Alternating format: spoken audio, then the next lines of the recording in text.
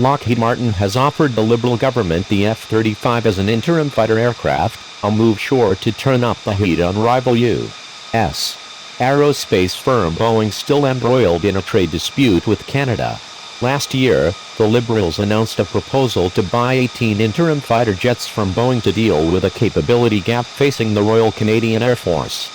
But that multi-billion-dollar plan to acquire Super Hornet jets has been thrown into limbo after Boeing filed a trade complaint in the U.S.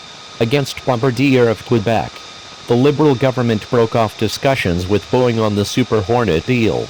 But Lockheed Martin has seen opportunity in the rift between Canada and Boeing and has officially offered its F-35 as an interim aircraft to supplement the RCAF's aging CF-18 jets. Lockheed has long contended the F-35 is more cost-effective and more advanced than the Super Hornet.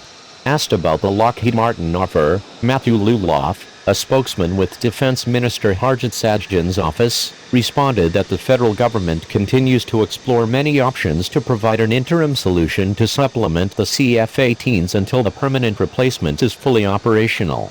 Right? We have not yet made a decision, he added in an email. Discussions must demonstrate that the interim fleet is appropriately capable and can be obtained at a cost, schedule, and economic value that are acceptable to Canadians. Right? Lockheed Martin has noted that it continues to provide the Canadian government with updated information on the maturity of the F-35 program and the operational status of the jet.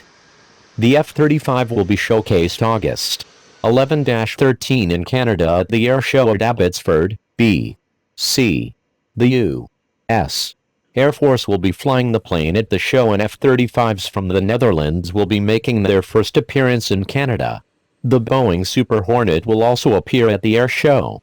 Boeing declined to comment about Lockheed Martin's offer to the Canadian government on providing F-35s as interim aircraft. Boeing was well on its way to wrap up the deal to provide Canada with the 18 Super Hornets.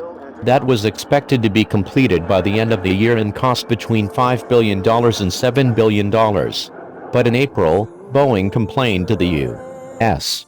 government that Quebec-based Bombardier was receiving subsidies, which in turn allowed it to sell its C-Series civilian passenger aircraft at below-market prices.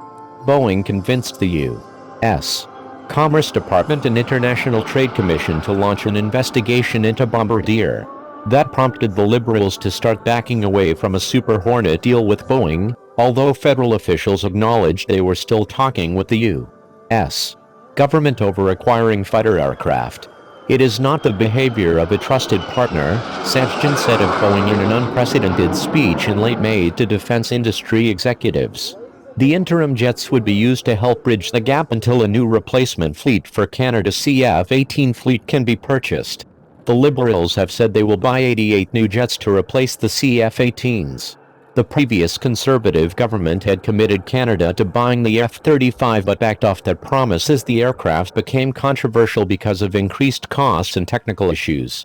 Canada, however, still remains a partner in the F-35 program, and Canadian firms have contributed a large amount of equipment and fronts to the stealth fighter. But buying F-35 jets for the interim fighter aircraft program would potentially be embarrassing for the Liberals.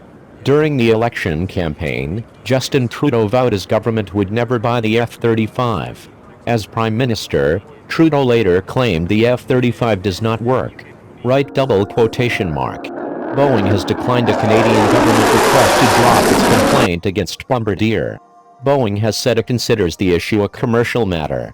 But Boeing's actions run a risk for the aerospace company that wants to continue to do more defense business in Canada, analysts say.